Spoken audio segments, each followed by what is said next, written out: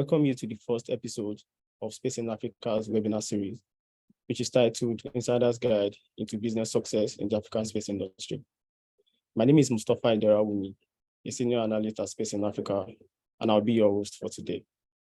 So over the next 90 minutes, we'll be unveiling practical strategies for overcoming business challenges, for igniting business innovation, and for fostering entrepreneurship in the African space industry. Our panel of experts will share their lived experiences, their proven business strategies, and understanding of different workings within the African space industry. So welcome with me, Dr. Zulana Zhao, is the General Manager of the Angola National Space Program Management Office. I also have with me here, Baola Kirui. She's the co-founder and director of the Geospatial Research International in Kenya. Also, I have Ruben Oshoma. He's the regional director of Avanti in Africa. Also, I have Alex Fortescue. He's the sales manager of Maxa in Africa. And last but not least, I have David Lutoit. He's the business advisor at Dragonfly Aerospace. So together, we are going to explore the dynamic landscape of space ventures in Africa. Before we get started, I just want to give a quick rundown of today's program. So first, I will have the speakers some carefully curated questions to drive our conversation into different thematic areas within the industry value chain. And afterwards, we are going to entertain some questions from the audience. So to set the scene, Dr. Zulana, I'll direct my first question to you. New space economy, right? So what does new space economy truly mean for the African continent? What are the opportunities in this market? And also, what recommendations can you give when it comes to business model? Thank you very much. All right, Mustafa, thank you so much for the introduction and the Space Africa. Thank you so much for having me. I hope you guys are hearing okay. Mustafa, just a double check on my sound. And as well, I'd like to greet my cohorts as a panelist in this wonderful, insightful discussions that I hope we're going to have within 90 minutes. Yes, Mustafa, I think the new space economy today is the buzzword, right, for Africa. Like we are always cited when we see the numbers, upstream, midstream, and downstream, all the chain value of the space sector. You guys, especially in Africa, on your last report, are predicting that this space economy is going to be valued approximately $23 billion, and by 2026. I think last year was standing around $19 billion. But it's important to say that new space economy, when we compare to the whole space economy, if we can say, new space economy means is the private sector that now doing space rather than the government himself, or the old traditional space agencies having to be the main driver for the space economy or space development, if you can call it that way. So meaning that this brings us a new challenge for the continent, because when we look to the industry in the continent, out of the almost 300 private companies in space, 80% are located in South Africa, and 90% of the exports, especially when they do an upstream, is exported overseas, which brings the questions that currently we don't have an industry yet as such. Of course, we're going to see after when we finish the discussions. I believe my colleagues also bring their insight. But there is opportunity here because globally, the space economy sits on the downside, right? The downstream side. 80% of the biggest chunk of this space economy sits at the downstream side, which is good. because that definitely this is easier to do business, right? We have a low traction in terms of, we don't need to have to be intensive in terms of investments. Even you can build your basic business, if you can say. Or I've seen examples like what GGPN have done in Angola very successfully, which is helping the private sector to start. And I think this is something that I believe will be important for future in Africa. For now, I'll stop here, give chances to my colleague as well. Thank you. Thank you very much for that opening notes, Dr. Julano. So drawing from your exciting answer, I'm going to approve the next question to David. David, while Dr. Julana was talking, he made mention of something regarding the export of products from Africa to other regions. So as an African components manufacturer, satellite component manufacturer, do you also observe a trend where most sales are made to foreign clientele rather than within the continent? And if you do, could you elaborate on this reasons behind this trend? So some of those are impacting the preference of local customers. Thanks very much, Mustafa. Your space in Africa. Appreciate for Dragonfly to be able to be represented on the call. I come from the very origin of the first satellite that was manufactured in South Africa in the early 80s. Probably where a lot of the capability in South Africa started was in the early 80s. And in 1999, we started really with the commercial side. I think Dr. Zulana was, I think you've got it spot on. The new space industry has brought in the private industry. That's been enabled through, companies like SpaceX. I believe they played a major role in it because of the launch costs. Cost of getting into space prior to SpaceX was out of range most of the time for any private company, commercial company to get involved in space on the upstream side. But I just want to go further with what Dr. Zulana was saying. And it was very prevalent at the Ivory Coast session, where obviously Space in Africa was very involved. And it became very apparent to me with all the participants there that the majority of space, as Dr. Zulana said, is downstream. And I don't know if it's less investment, especially when it comes to things like the SKA or the Meerkat or Sutherland or Hartebees Hoek. I think those places require huge investment to get those off the ground. But I do believe that from a civil and a defense side, it's easier for participation in international projects. I mean, something like Hartebees Hoek has been involved from the start of NASA when they started with the first Apollo missions and from that time. Places like Sutherland into deep space work has been running for many decades now. There's the weather station we've got down in Hermanus as well. So I think we must give Africa credit where credit is due. Africa is focused very much, I believe, on what is really the essential part of space, which is communication is a big thing. Some of the other research areas. But the area that we are involved in, which I'll give you specific insight into our challenges in the market, we are involved in the Earth observation side of space and the upstream side of Earth observation. And this is very much about creating capabilities for future sustainability of our planet. The satellite that we've got in space now is specifically focused at agriculture. We've got a lot of other opportunities that we've got in the hyperspectral space. We produce cameras for multiple constellations around the world, electro-optic cameras for a lot of constellations.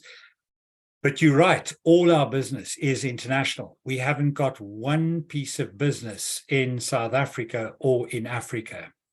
And also that was, which we felt, which was very clear at the Ivory Coast, was that the majority of satellites that are acquired by African continents, space agencies or government institutes, whether they used for communication or Earth observation, are acquired by bigger companies from overseas.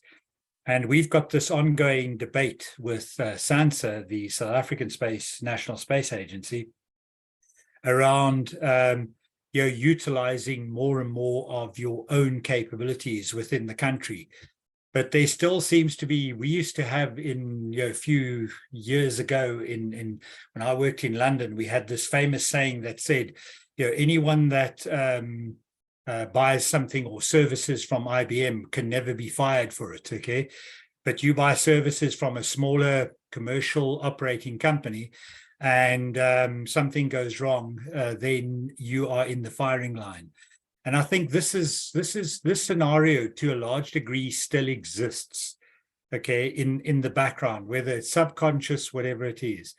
The other side that we find the challenges, and I've been personally involved from over a few decades now of trying to get investment in South Africa, and it's a lot more difficult. We got our investment internationally. Other companies that are in South Africa, most of them, all the investment came from international investors. And there seems to be a bigger appetite. I'm very involved on the investment side internationally. I take part in a lot of the new entrepreneurial sessions evaluating new startups and funding that is taking place.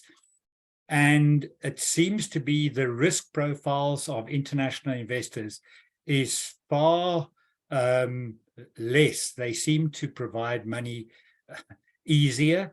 In Africa, South Africa specifically, we were never successful in attracting an investment organization to invest in us in South Africa.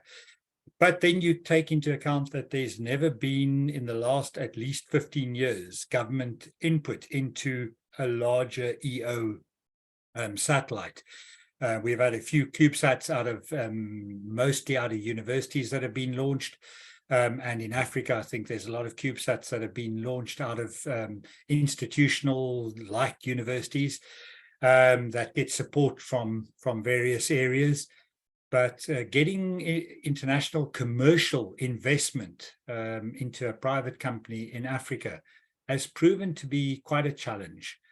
And I think these are some of the areas that we need to try and address and get the handle on. So again, I think I want to limit my time, and I'll stop there for the moment and see where we progress to after this. All right. Thank you very much for the illuminating answer. So I would like to digress a bit and pose my next question to Alex. Alex, you come from a different background, being a representative of a foreign business that is operating within the value chain. So in your opinion, what would you say is the extent to which cultural understanding and also adaptation to local regulations for businesses are critical for operating in diverse African markets? Thanks, Mustafa, and good morning, good afternoon to all of the attendees, and also hi to all my cohorts on the panel. Thanks again to Space in Africa for allowing me to join this interesting discussion. So your question, Mustafa, was on understanding the cultural understanding in Africa coming from a foreign company. And I think cultural understanding is critical. I recall my first visit to Addis Ababa about 20 years ago, where I had a scheduled meeting at 9 a.m. Unfortunately for me, 9 a.m. I assumed was Western time. In Ethiopia, dusk starts at 12 p.m. or just after 12 p.m. So my meeting never pitched up. And, that was the very first lesson I had in cultural differences. So another example is arranging meetings or business trips to anywhere in Northern Africa where Muslim religion is practiced. you'd be well advised to avoid March and April due to Ramadan. These are normally holidays, so you want to organize a workshop or customer meetings. So it's pretty important, and I'll remind everyone that there's 54 separate and unique countries with over 3,000 African tribes. In South Africa alone, there are 11 official languages. So I think it's pretty key, the cultural understanding from a regulations point of view.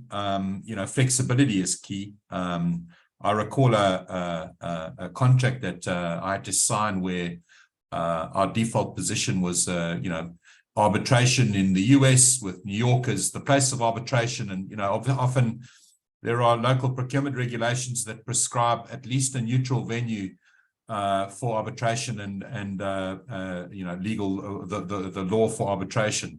And so that's quite important as well, is understanding the flexibility. I also think, Zolana is with us. He represents a space agency. And one of the things we try and do to break some of these cultural barriers is to work with, local space agencies. Zolana will agree that there's been a plethora of space agencies being set up in the last 5 years. And it's quite important for me when I deal in Africa to work with a local space agency. They generally have a mandate, at least in the types of services we provide, in consolidating spend and coordinating.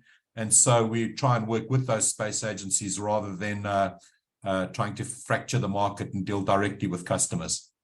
Thanks. I think I'll leave it there and allow some of the other panelists to answer some of your other questions. Thank you, Mustafa. Thank you, Alex. Okay, so before I take the next question, I see one of the attendees raising his hand. So we are not going to take questions for now. That is meant for the next section. So if you have any questions, kindly drop it in the chat box. And when we get to that section, I'm going to read them out for our speakers to answer. Thank you very much. So my next question will go to Ruben. Ruben, you're also someone that works with different African countries. And we know that there are different similarities and also, peculiarities for these different African states. So what distinct challenges would you say you have encountered in providing satellite communication services in Africa? And if you can also mention some of the ways you've successfully overcome these challenges and the strategies that you have employed to ensure continued, reliable and efficient continental communication services. Thank you very much, Mustafa, and Space, in Africa for having me. And it's nice to see my fellow cohort here as well. It's quite interesting, your question, and talking about challenges and how we have been able to overcome them. I won't say we've overcome them yet, because just like you mentioned, Africa is a massive continent with different countries. One of the cohort just mentioned about the cultural differences now. But I would say we've been able to master how to manage and navigate, these challenges as we've, as we go across the countries. Interestingly, when we just started in Africa, not too long ago, we're still considered a relatively new entrant at this point.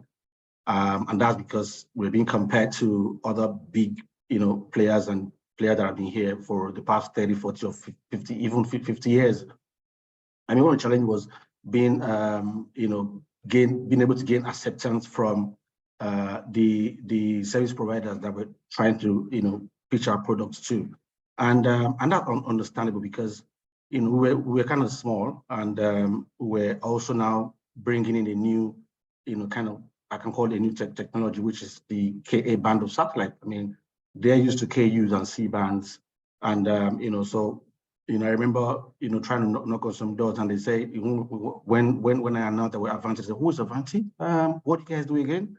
That kind of thing. And, you have to see through that and try to, establish your credibility first and trying to show that, you have the right to have a seat on the table, before you even start talking about the solution that you have. So I'll say that is one very big, one very important challenge that we came across. And we still see that when we go to some other countries, even though we are now better established than we were a couple of years ago. The other one is regulatory frameworks, right? And that has to do with the licenses and the permits that you need to get in all these countries. Again, because of the diversity of Africa, what works in one country would not work in the second country, right? Even though it's just the next country, just the next neighboring country. So we had to navigate through all that barrier as well, to be able to establish how we can, manage all these licenses and permits, and also being compliant with regulatory bodies as well. Then we also face the challenges of which we still face now. I mean, because we actually deploy. We're a managed services company, so we have end-to-end services from supplying of the equipment, right to deployment, and also to managing the services in the field as well. So we see that while we're going into those remote areas, and because these are rural areas, right, there is almost little or no road infrastructure in some of these places. So it's difficult to get there. Sometimes it takes us days to get there, and so those are. They were very critical challenges that we had to go through. Now, talking about how we navigate some of all those challenges that I just mentioned. Avanti as an organization, right? One, we decided to engage in Africa. We decided to operate in Africa as an African company. And what do I mean by that? By that I mean that, engage local employees in Africa to be able to manage the African's operation. And that has helped us a lot. So what we did is that we established 3 regional offices in Africa, one in Nigeria to look after the West and Central Africa, in Kenya to look at the Eastern African market, and in South Africa to look at the South African countries.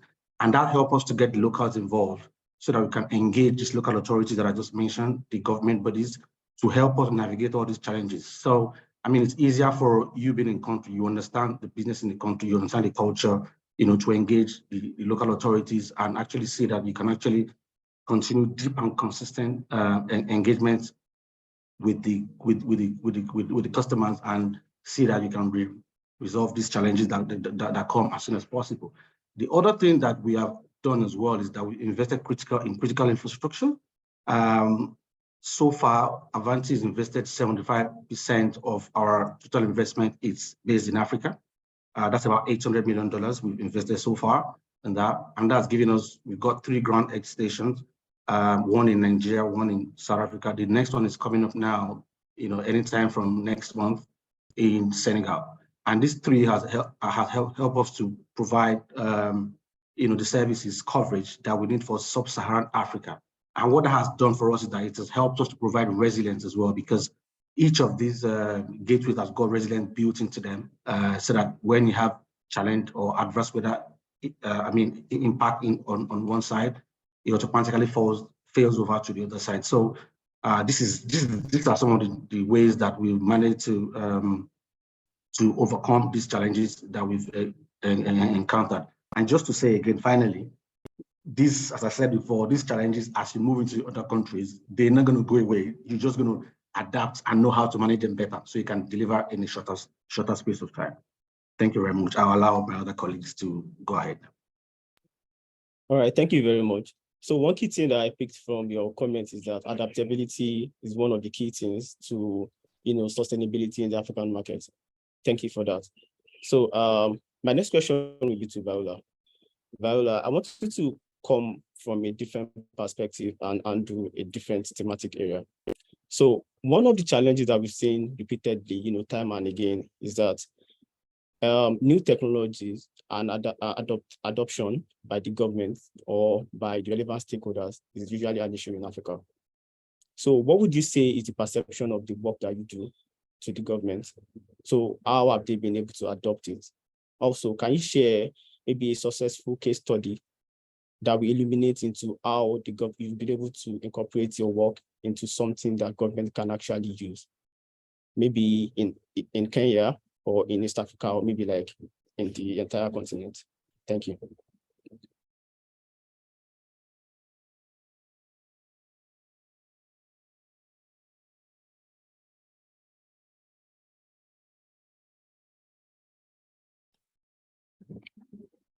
Thank you, Mustafa, for the introduction. And thank you for putting together this forum where we can all share insights on the space business and the space sector in general. So you're right, Mustafa, that new technologies always face a lot of challenges when it comes to their adoption or when it comes to their penetration into the markets and just the general normal operations. And this is even more serious when it comes to disruptive technologies like Earth observation-based technologies. And the challenges, of course, are many, and we all know about them, ranging from the lack of adequate infrastructure, the lack of capacity, more importantly, poor government regulations and policies, the lack of management commitments, and just the normal, human resistance to change and fear of failure. But allow me to say that I think we are moving forward in the right direction as Africa. And allow me to speak about my country, Kenya. And I want to assume that the same applies to majority of the African countries. You realize that the Kenyan government is doing a commendable job because when you look at our policies, our latest policies, they are continuously recognizing the use and the role that Earth observation-based technologies have to offer to monitor resources, to monitor services, demographics, and all that. And that when you look at our Land Act, for instance, our Forest Act, our Water Act, our Health Act, all of them sort of have a requirement where the institutions are mandated to at least develop and manage spatial information systems for efficiency and improved service delivery. Also, the incorporation of the local space agencies is also another thing that tells you that the African governments have finally seen the need to take up these technologies. And Dr. Zolana will actually attest to that. So that said, something quick about some of the work that we have done that have utilized space technologies. I'd like to share one of our successful projects that we are really proud of, that we initiated in the year 2020 in collaboration with the Regional Center of Mapping of Resources for Development, where we developed an Earth observation-based tool for social economic valuation of degraded ecosystems. So generally, this project was born of the fact that our natural ecosystems are being degraded, and research shows that one of the key reasons as to why degradation takes place is because the economic value, or rather the true value of our natural resources, is poorly understood. No one knows it. So the model basically tries to evaluate services and goods from our natural ecosystems, and the outputs are essentially meant to be used for decision making, touching on management of resources, and even more importantly, to lobby for commensurate share from the national budgets for conservation and management efforts. We all realize that the efforts that go towards conservation of our natural resources has not been very good. So we released the tool to the users and the governments, and we are currently incorporating the user feedback. And soon we are proud that we'll be releasing version 2 of the tool. And we are really looking forward to this momentous time. So I'll leave it at that. Mustafa, back to you. All right, thank you very much for that. So Dr. Zolana, the next question will go to you. So I want you to so for this question now is like an offshoot from the first question that I asked, right? So what advice can you offer to businesses entering the African space market and seeking contracts with the national space agencies, right? Could you share some specific strategies or best practices to help them succeed? And are there any specific requirements or considerations that businesses should know before bidding for contracts? I know this is a very interesting question that most people will be interested in, so thank you very much in advance. Yeah, it is, Mustafa. This is really a very great question. And my first takeaway here is we have really to understand the context, right? On what is going with it, what has been in the past context with the space industry, and now today with the new space, right? If you see, even US, was one of the biggest economy in the world. They invest a lot in space. NASA is being funded 90% or not more what are the private sector like SpaceX they are doing with the space programs and so on. So meaning that we in Africa, we have a challenges and opportunity, and I'll explain why. So the challenge we have is we have to be realistic. Out of the 55 countries, we have only 7, I call them the biggest 7 countries that they have the highest GDPs that contribute for the majority of the rest of the continent. Meaning that if those guys are not doing space, right, it makes we get tractions with our space programs in the continent. So meaning that when private companies, they want to enter in Africa, they're really very little locations that they can come up and be successful to get contracts with the space agencies. Just an example, like what my colleague from South Africa, Mr. David, was saying, you know, they've been battling, trying to get contracts, investors, even investors. I'm not talking about working with space agency investors to come in, and they've been struggling. And we know South Africa has been doing space since 60s, right? So meaning this is really a challenge, and we need to understand how we can fix that. You know, we can discuss here some ideas, but it's not an easy fix. And remember as well, the economy in Africa is really, we can say that is really fragile. Every time we have a recession somewhere, it's just a domino effect, and affects all the way to Africa, you know, and put a lot of pressure. And to make the matter worse is that I've been saying this, in Africa, I don't think we are doing space enough to improve people's life yet, right? Now there is more awareness on we focusing on space to improve people's life than the past, right? But one of the challenges it has is when government is in power, what they ask me says, Olana, why do you need budget while I have many people unemployed, many people starving, you know, and you still want money for space? So show me how you want to support my policy, right? So meaning what I'm trying to say is we have to talk with the private sector, wherever it's coming, to show them what our main needs and work as user-centric design, that I can call it. What I mean by that? One of the biggest lessons we learned with the space program in Angola was that when it had the Angosat 1 orbital failure, we realized we're not having the user as centric, right? We are not focusing what are the really needs of the user, right? I think this is what we need to do first, because sometimes what I see is people want to come talk to space agencies to do, I mean, get a contract, but they want to go to the moon, just an example. And this is not priority, not for government, not for the user, right? So we have to really set up this this framework, if I can say, a specific framework for Africa. This is what I want to say, because it's totally different. If you're looking for a developed world, it's a totally different approach. Just summarizing, we don't have money in Africa. This needs to be very clear. Not everything that we need to do requires huge amount of money. There is a lot of opportunities in Africa, if I can say, right? In terms of problems that are not solved yet, like what my colleague Viola just said, the way we are using today Earth observation to solve critical problems in Africa that we never used to solve before. And other technology were not supporting us. And we can give a practical example of what we do in Angola, for instance.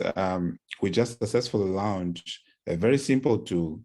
And what is, if I step back a little bit talking about a space strategy, on our axis number 3, where we focus on industry, development and growth, we realized that we had to step in with support of government, of course, with the Minister of ICT in Angola, and see how we can strengthen, at least while we are creating the framework for private sector to come in, we have to step in, right? And we start developing important and simple tools that support the economic sector development in Angola, like an oil spill detection tool, right?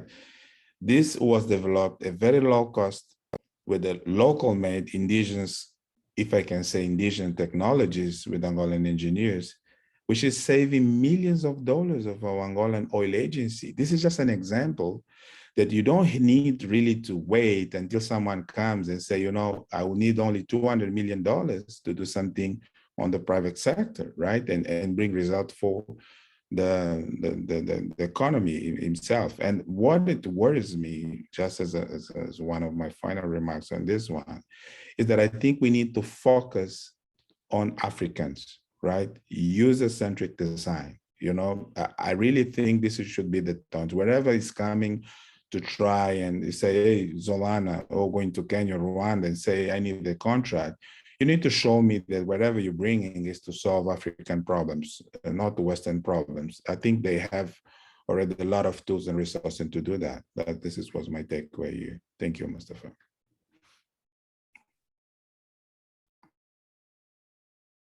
Thank you very much for the response. I know that most people know or think regarding space business in Africa and how to, you know, meet up with space agencies and how to work with them. So thank you for that. Alex, I know we've been able to establish now that like doing business in Africa, doing any kind of business in Africa is different from how it works in other terrains, in other regions, basically. But in your experience with Maxa, so what would you say are some of those key differences between operating in the African space industry compared to the other regions? And there's one other thing that is very important while doing business, and that is maintaining the company's core values, even though you are working in a different terrain. So how would you also say that you've been able to maintain Maxa's core value while while working in Africa? Well, thanks, Mustafa. Different set of questions, so thanks. So what are some of the key differences between operating in Africa compared to other regions? I think we discussed it earlier, the cultural diversity. For me, certainly, the financial operating environment is certainly quite challenging. Currency fluctuations are extreme in Africa, and I think that I work predominantly with a US company, US centric, and when you have your pricing dollar-based and you have exchange rate fluctuations 10-20% month to month, that can be quite challenging for budgets on the customer side. Political stability in some cases. The way that we deal with that normally is, as I mentioned before, dealing with space agencies first and foremost, but sometimes we work with local partners and local agents too that help us navigate through those differences and those challenges. In terms of maintaining core values, and trying to adapt to them, Maxar has, our sort of our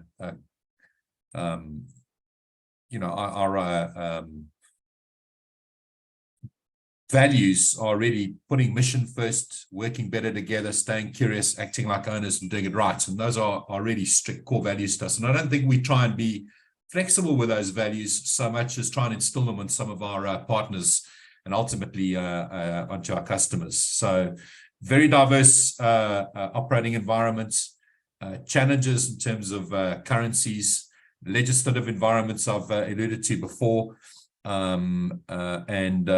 maintaining core values pretty important for us. Thank you.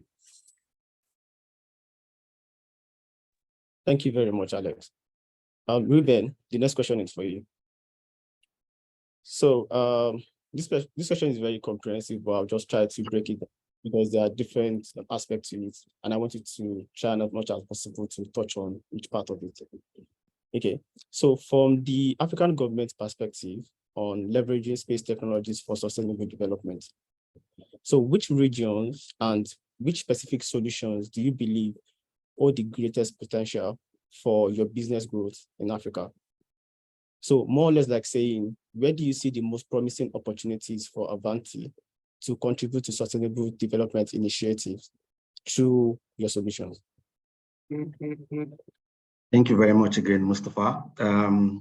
I would say Avanti is all about empowering individuals and strengthening communities.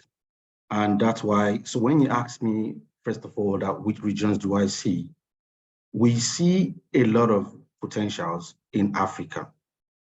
And to start with that, Africa is still the least connected continent globally as we know it today.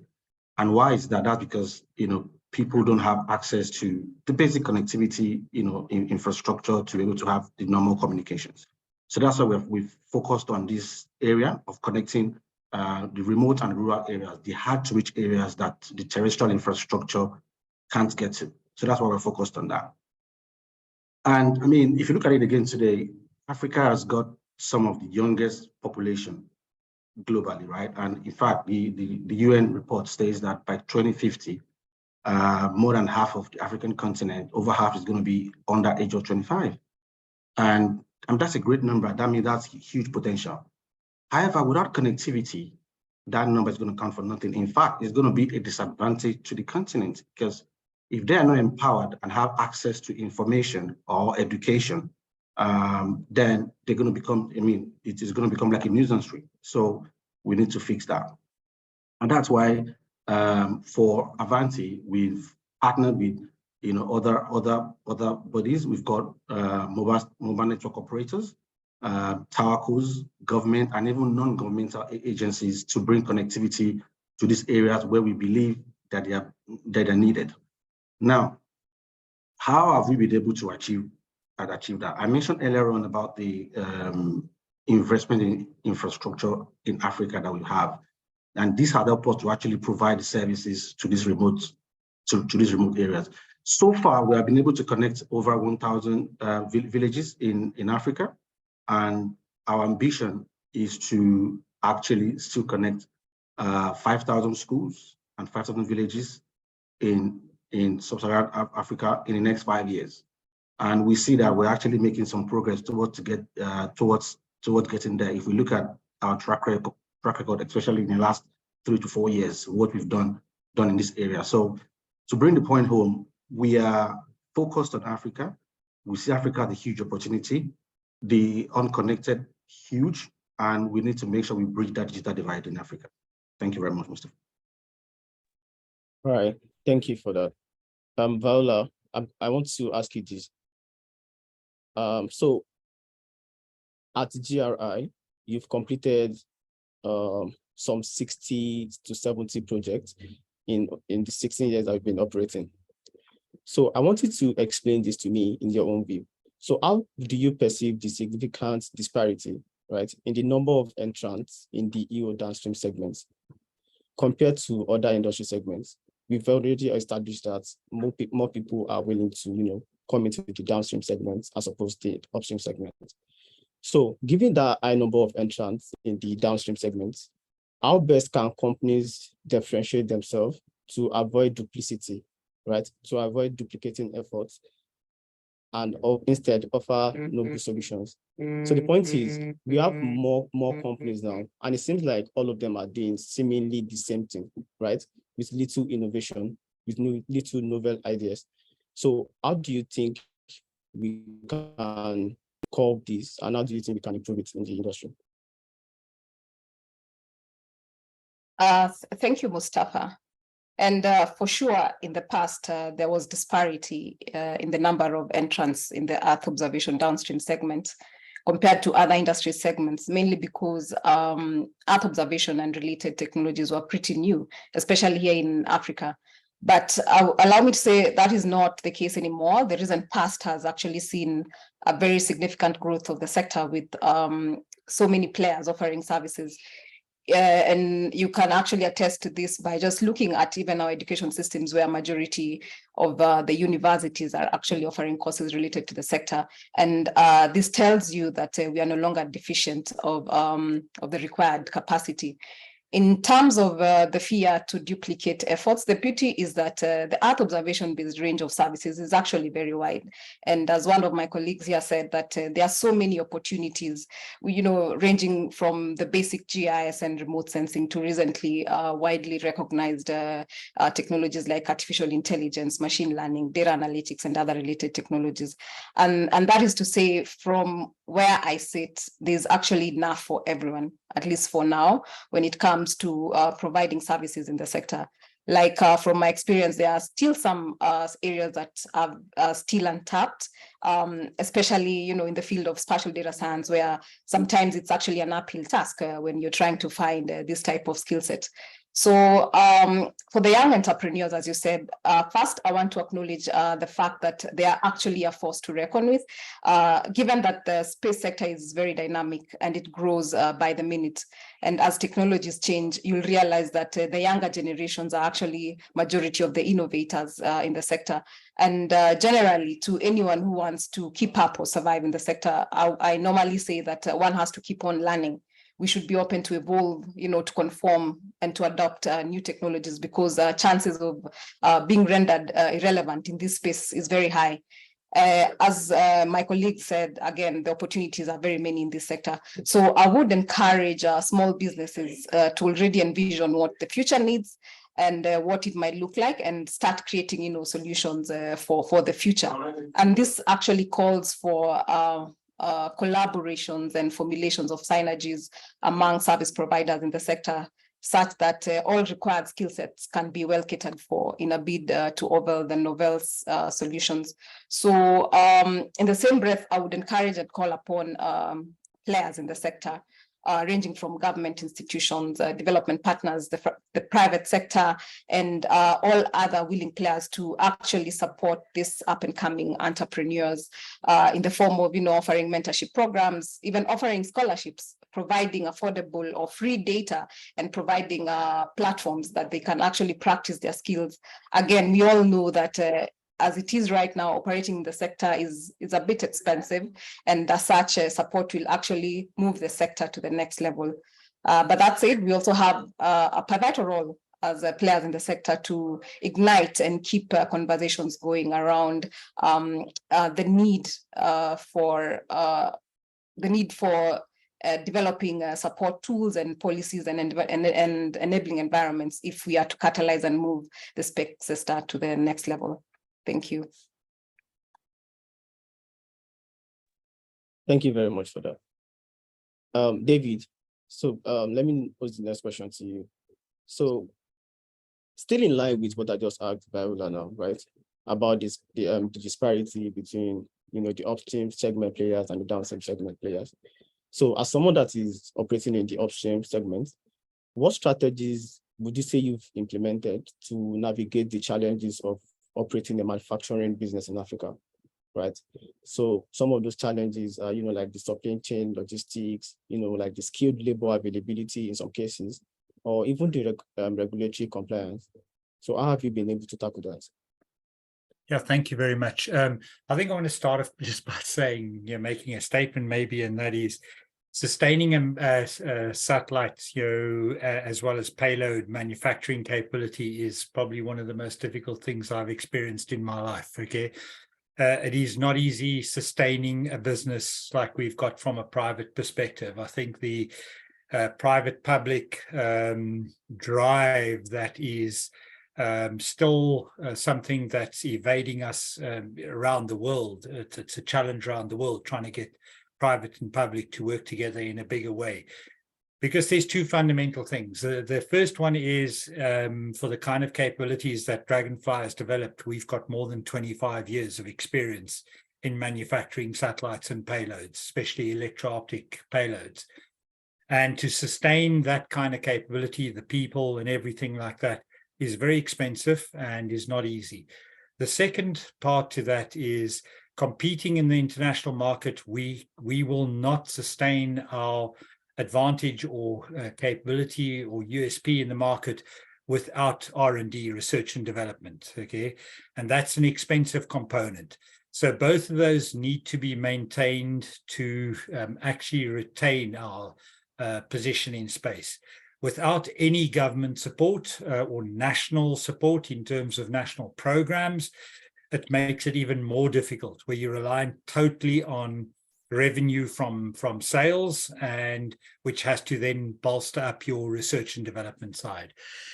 In terms of the whole chain, Dragonfly, we've been lucky. We have got an incredible facility down in Stellenbosch in Cape Town, probably one of the most sophisticated. I think we could compare ourselves with some of the most sophisticated private or commercial companies in the world in the facilities that we've got. We are fully self-sustainable. The satellite we've just put up now has been fully built in Africa. You could say it's an purely African manufactured satellite. We are vertically integrated, meaning that we do everything in-house, all our avionics, all our sensors, all our payloads, all the satellite components. The only thing we purchase in at the moment are the solar panels. And so that tells you the capability that we need to maintain to keep up this business. So supply chain management is always a huge challenge. I think it's a global challenge. It's not only in our industry, it's across, especially in the electronics field. Getting hold of certain key components is not easy, and maintaining that.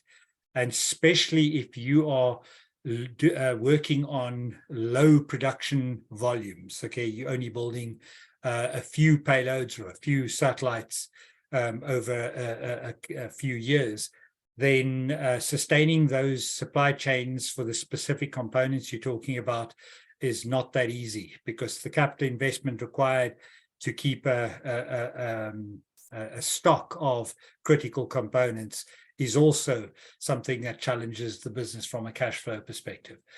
The other side to it is some of the very sophisticated components, especially on the payload side, some of the sensors that we purchase.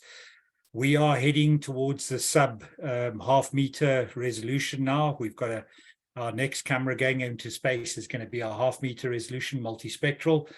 And when we start going below this, this or sub half meter resolution, we start hitting other challenges in terms of access to components and through certain restrictions that could be in place.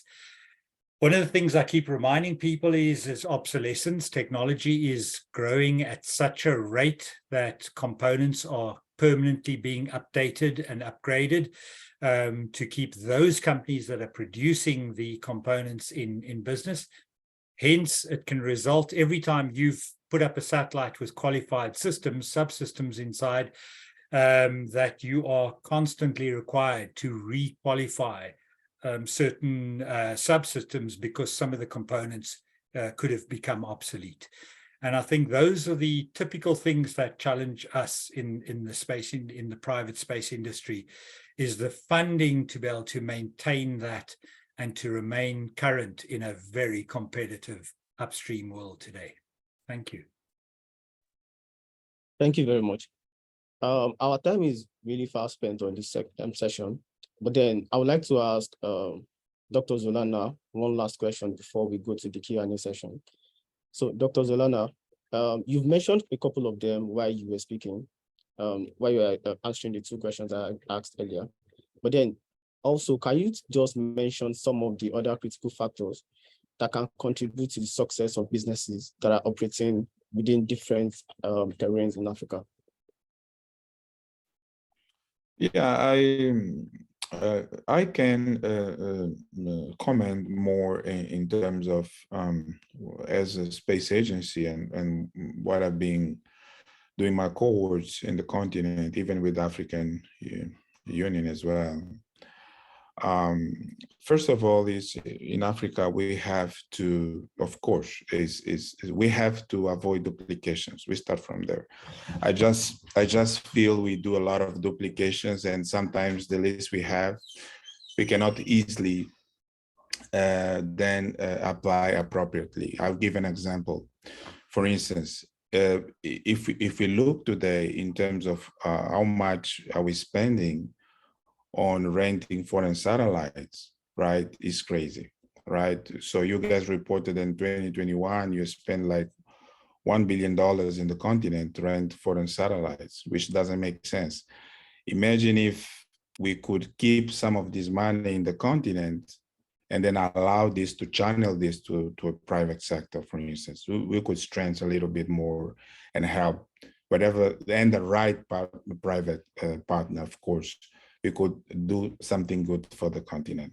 Second is, I just believe, of course, we have still a lot of challenges that other nations has already passed, terms of policy, regulatory framework, and the whole ecosystem to do business, because we cannot detach a space business from your normal business. If you're not doing well on a private sector, for instance, for let's say for automations, for instance, or IT, you're going to struggle for space as well. I'll just give an example.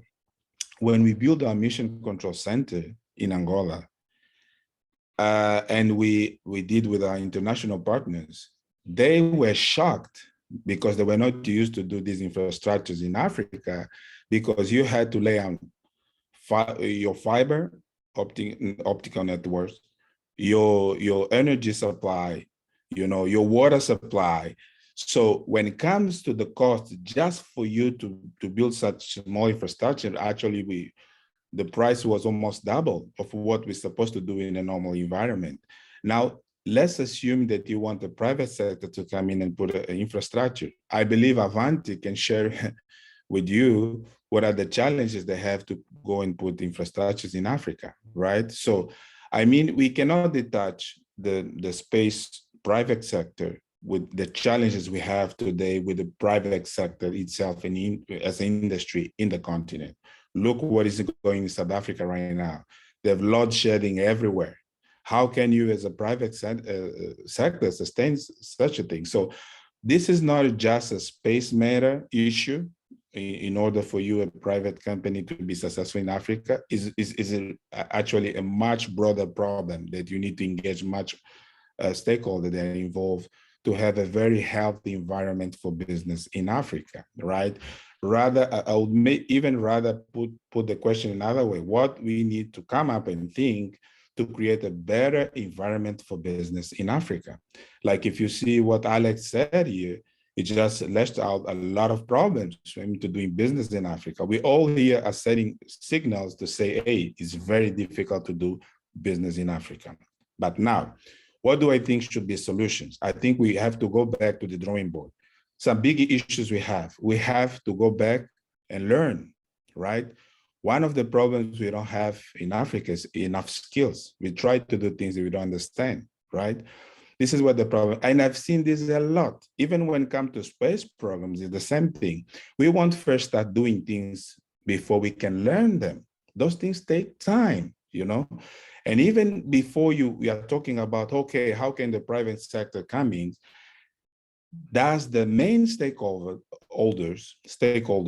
let's say active, passive stakeholders, when I mean active, government themselves in all levels, the passive, the users, they understand about space? Do we talk about the same language? And in my experience with 10 years of building space program from scratch with the GGPN team, we have seen a lot in the continent. We have a huge problem with space literacy, right? We have to go back to the drawing board, because what happens sometimes, the private sector brings up fancy concepts and ideas, and the poor guy doesn't even know what he's talking about. Let me just bring something interesting case study about SpaceX. SpaceX is now coming all the continent, try to deliver internet, right? And if you see on the stats for the countries that have been putting successful, they use the terminals, self-installation, everything, is mostly Europe, right? And developing countries. Why so? Because in most of the African regions, I don't know if Avanti is aware of this, the literacy is so low, the people cannot even survive in the remote areas what the monthly income they have to acquire those terminals, and you'll never take off, right? So meaning even in terms of the business model, going back to the private sector, they need to focus on business model that they can deliver service to the user in a more efficient, simple way. So meaning the business model we apply in the Western world won't work in Africa, because we have seen, and as you know, 60% of African people are living in rural areas, right? And most of them, they don't even sometimes money to eat that day, right? So going back is saying that we need to work on business models, or if I can rephrase, we have to ask the questions, how can we create a better environment for business in Africa, right? I don't think we are ready yet to say, private sector come in. I think we need first sort it out. how we create a better environment for private sector to come in Africa. This is my takeaway. I don't want to get long more due to time. Thank you. Thank you very much for that submission, Dr. Zulana. That's very, very exciting. Thank you. Okay, so we'll move quickly to the next session where we'll take some questions from the audience, and then I'll pose them to our speakers where they can, illuminate on some of those questions. But then I would like to start off with a question from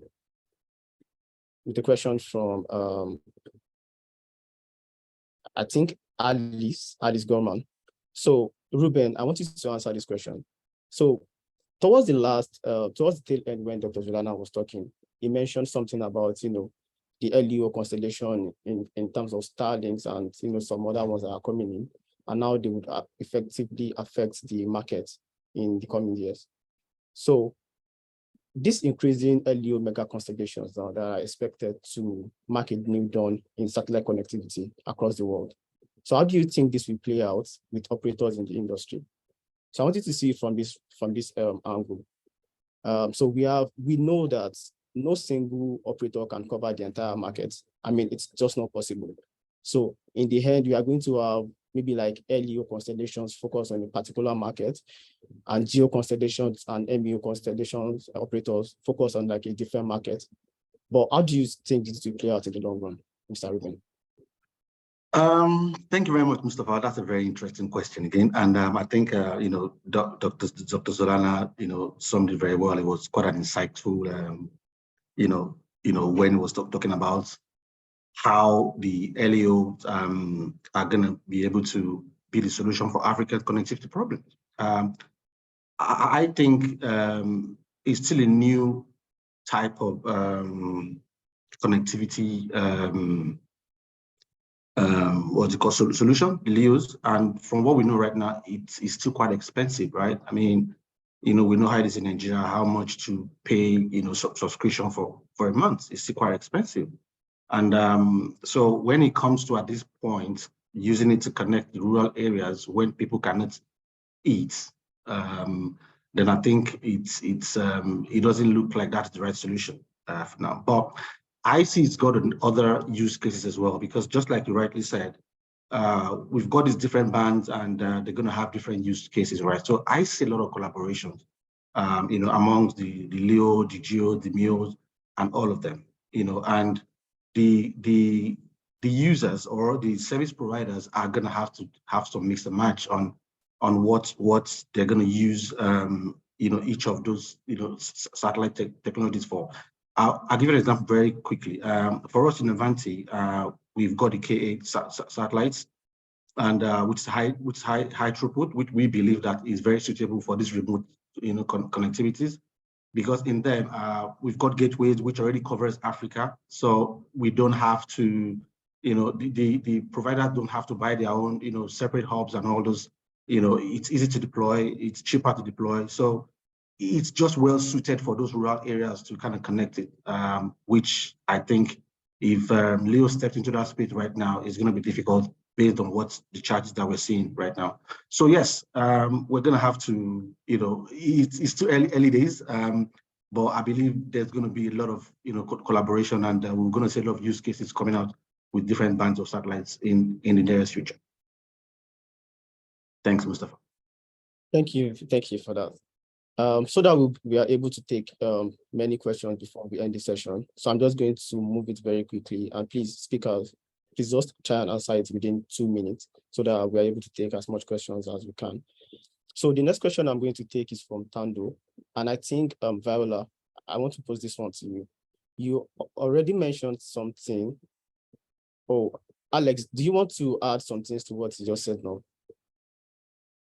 Mustafa, I was actually referring to the question that Tandu mentioned, but Viola can go ahead and I can chime in. Thank you. Okay, that's fine.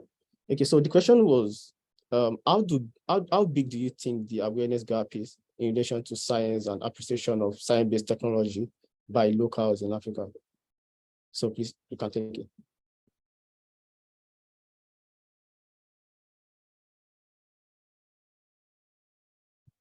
Well, if while Viola considers that, perhaps I could have a go there, Tanda, with your permission.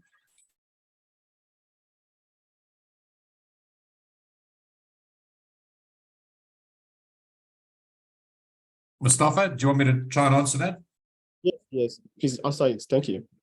Thanks. Great question, Tanya. I fully agree that, there's certainly over the last 20 years has been a massive gap on the awareness of how space applications, particularly on Earth observation, can assist governments and ultimately people on the ground. I think that gap is closing fast. I'll just give one example. We've been providing solutions both online and offline to census statistics agencies for census. That's mapping, preparing census maps. We've done that in Malawi, Kenya, South Africa, Namibia, Niger, Chad, Liberia, South Sudan, Botswana. Some of those solutions have been via cloud services and streaming imagery. Some of those have been offline base maps, country coverages, built-in AI ML to extract buildings to help preparation of those census maps. But if we just look at census on its own, and there are many other applications, land transformation and creating title deeds, and the list goes on. But just the uptake of Earth observation technology for these type of applications, and I'm really just talking about land transformation and census, has been massive. And there are a myriad of use cases, both in developed and lesser developed countries. Thank you. Thank you very much. So David, I want you to answer this very interesting question from an anonymous attendee, apparently. So the question goes thus: given the imperative need of there to be sovereignty in the African space sector, so why don't you think more African nations that are trying to come up in the African scene, why don't they collaborate more with people that have relatively more robust ecosystem? So why do you think that is? Wow. Okay, I think it's a question that's been debated extensively. I think it's even been debated at a national level in South Africa. And I think it's a collaboration, firstly, on institutional level. There's challenges at that level.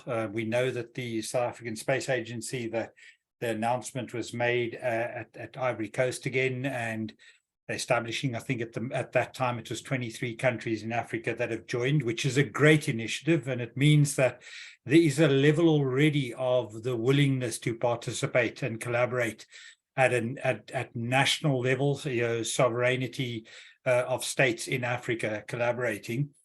And if you then take that down to the next level, where you've got private industry, the commercial side of space, collaborating across Africa, then that even becomes even more difficult unless the private industry steps in and creates sort of commercial projects on their own, and can find the funding that can fund those projects.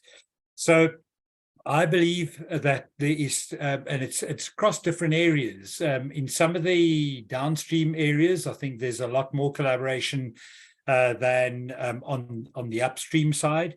And the upstream side, I think, is still challenged.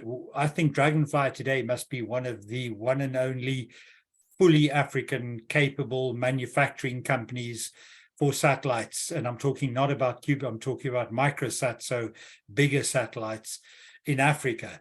And we found it difficult, even getting collaboration going nationally, never mind on the African continent. So I think we must look at the different areas of space and the collaboration. I think downstream, the SKA, there's been a lot of collaboration. I think even in the communication space. I remember at Ivory Coast, there was talk about the communication structures, satellites, and the challenge even to get countries participating across in the communication side. I do believe, Dr. Zulana, I think you were at Ivory Coast, and I think you spoke about it. Ruben, I think you were involved in a discussion around that as well. And so I think we just need to find ways, Dr. Zulana has made it very interesting.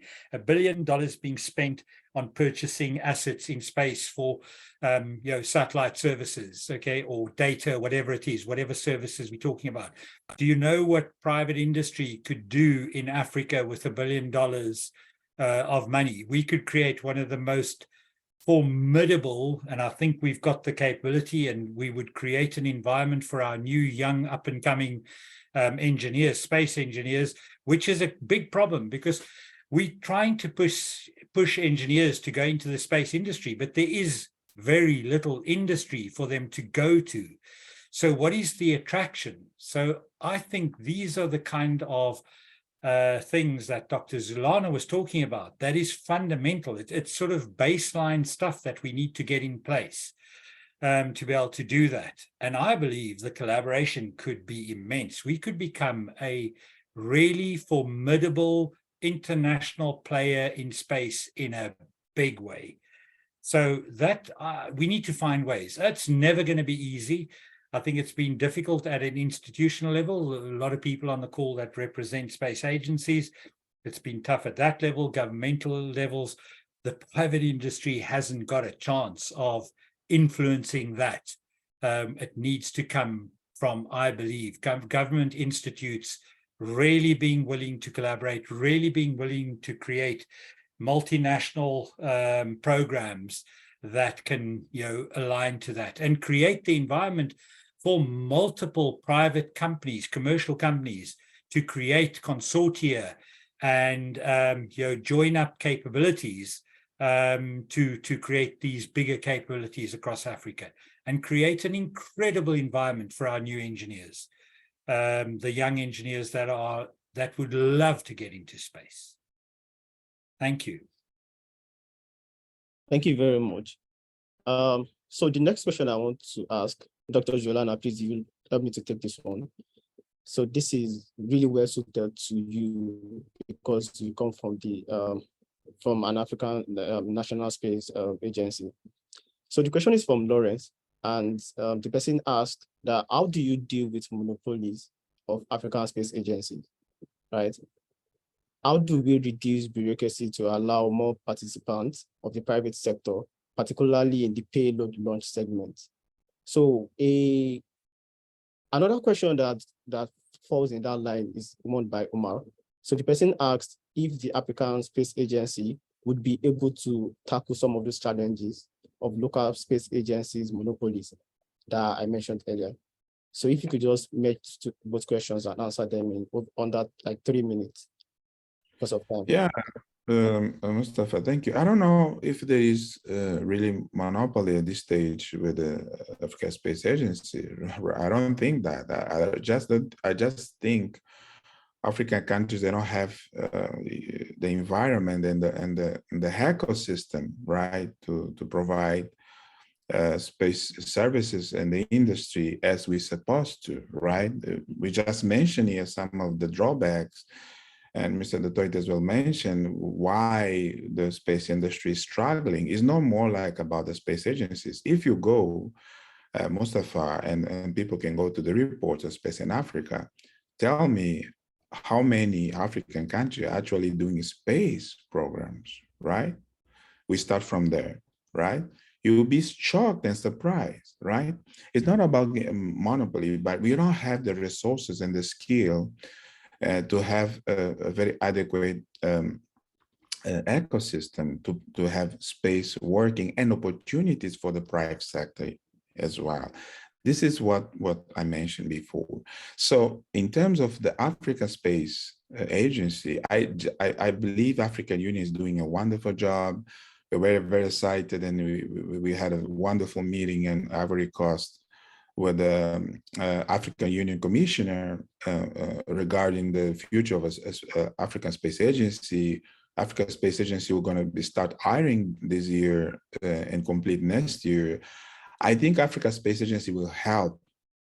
They say they are not coming to do the Africa agencies, different countries' jobs, but rather than really we have to support them, right, to push space program forward in the continent. But of course, we can use the umbrella of all the policies that have in place, regulatory frameworks that have in place to help us guide our programs, our space programs. And I want to very quickly mention something.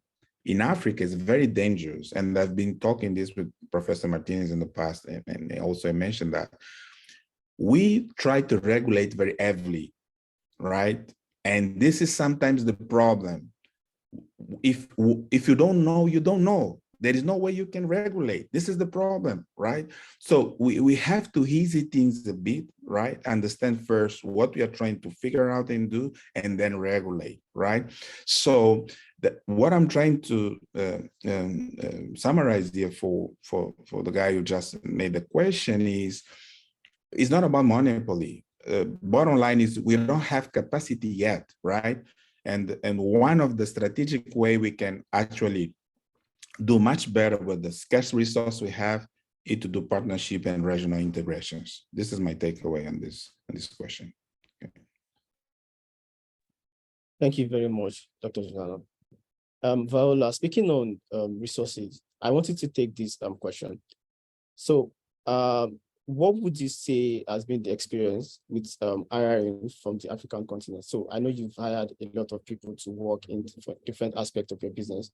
So do you think the skill sets are there to take on not just the current challenges, but even like the future challenges? This question is from Terence. So what do you think?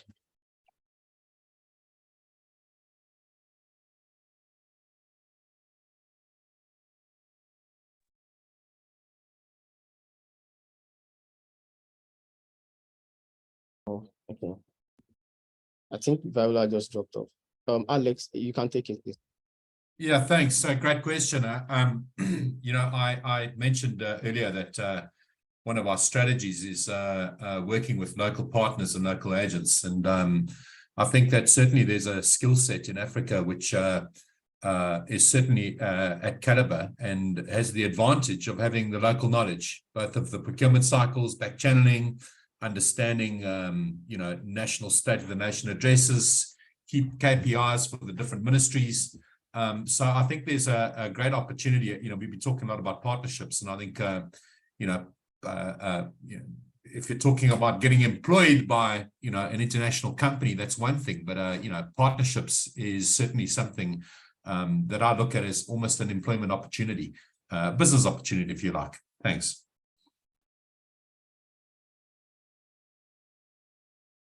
All right, thank you very much. Dr. Zulana, I'm very sorry for coming back to you with so many questions, but then the point is most of these questions are suited to someone from a space agency, and you are the representative on this call. So permit me to ask you one last question, right? So some people, one question was about, you know, the fact that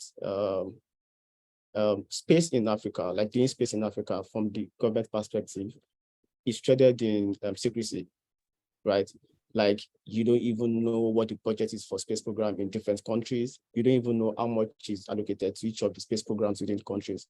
So what would you say the space program is like in Angola? Maybe you can start from, you know, what the budget is for space program, if you can, and also explain. Okay, can you hear me now?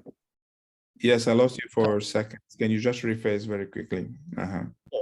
So the question was space program in Africa from the government perspective that is strategic, and then you hardly find information about space program, like what the missions are, what the programs are, and all of that.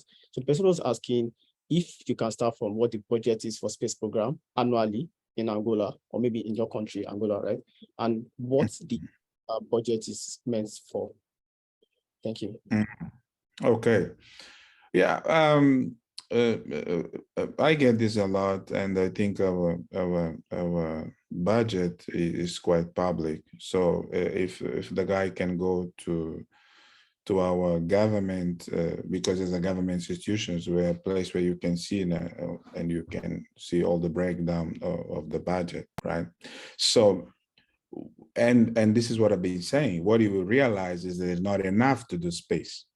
You know, and this is what I've been saying, you know, and I think Alex, he shared some of these frustrations as well, right? You have all this challenge all the way from currency fluctuations on markets and things like that. And as government institutions, actually, you don't have enough budgets. It's not by accident that you see less and less satellites be built in Africa. And what Mr. Dutoit just said, Even from the private sector side is even worse. It's very difficult to keep up with the finance to have space programs. But maybe try to bring context here for the question that was put in is, remember that space programs is not for fun. It's not like to make you look fancy, right? Space programs should be aligned with national policies to save lives and improve people's lives, right? Sorry for the redundancy. And this is where we miss all the time, right?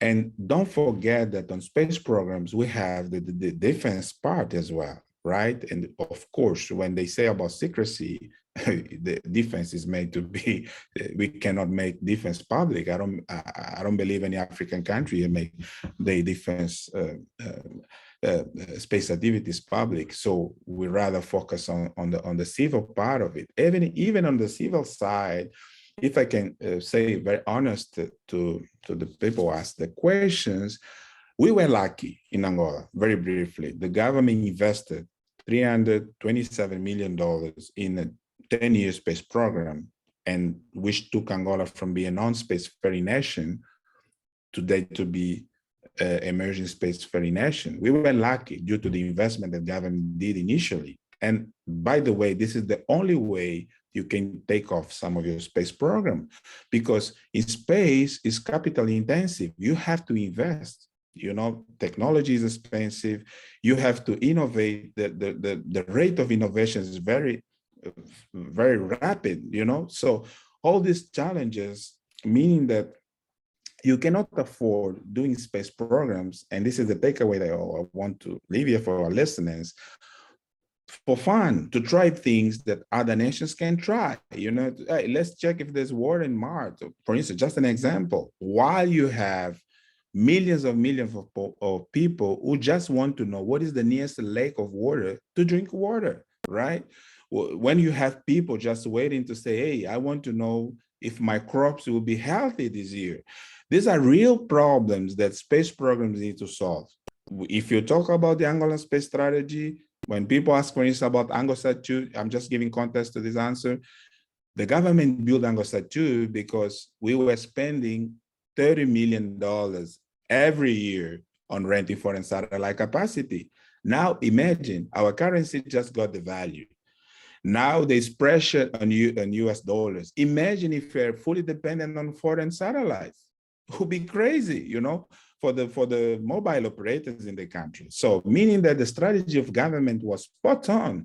Today we have a satellite fully owned by Angola that can support back up all the Southern Africa region at a very low cost, right? We start from there. Second is our strength is focusing as a space program, which is similar to Kenya, to Rwanda, all of them. We are shifting on focusing on Earth observation solution that solves sustainable development goals, like ending poverty, giving opportunity for better quality of education of people. This is the focus right now, okay? Just giving a context in terms of the question was posed. Thank you. Thank you very much, Dr. Zolana. So for my last question, I would like to pose it to Mr. Ruben. So you mentioned that Avanti has opened offices in 3 different African countries, Nigeria, South Africa, and Kenya. So this question is about your employee landscape in Avanti. So how is it like? What percentage of the employees are Africans? And also, what is the gender distribution like? Thank you. Again, thanks very much, Mustafa. This is another interesting question. I will say one of the strengths of Avanti is its people, and that makes us unique as well. Just to answer the question, 20% of our workforce are from Africa, and if you don't understand the industry, the satellite industry, you might not realize what that means. That's huge, because satellite industry are used to having a lot of the resources outside Africa, then fly in and fly out, but we have 20%. Then the gender part as well, we've got 27% of our workforce, are females, right? Which is quite a lot because it's actually a technology industry, but we encourage that as well. So we're really focused on Africa, and we're recruiting Africa Africans to do the African business. Thank you. All right, thank you very much, everyone. And thank you so much for the questions. Apologies, but then that's as much questions as we'll be able to take in this particular section. And with that question, Mr. Ribel, that brings us to the end of the program. So thank you so much, everyone, for joining. So our panelists, our speakers, I say a very big thank you to you for your time and for invaluable knowledge to everyone. So if you have any more questions, their DMs are open, so you can feel free to contact them at any time, and they will be willing to, provide answers to your questions. So before we close out, I have a little bit of information for you. So while I was doing the introduction, I mentioned that this is the first, right, of a series of webinars that we are trying to bring to you. So our next webinar we hold in September 15th. And we are going to put up the information to that on all our social media pages and also in this chat box, so you can see what we'll be speaking about in the next one. Till next month, thank you very much, everyone, and have a nice day.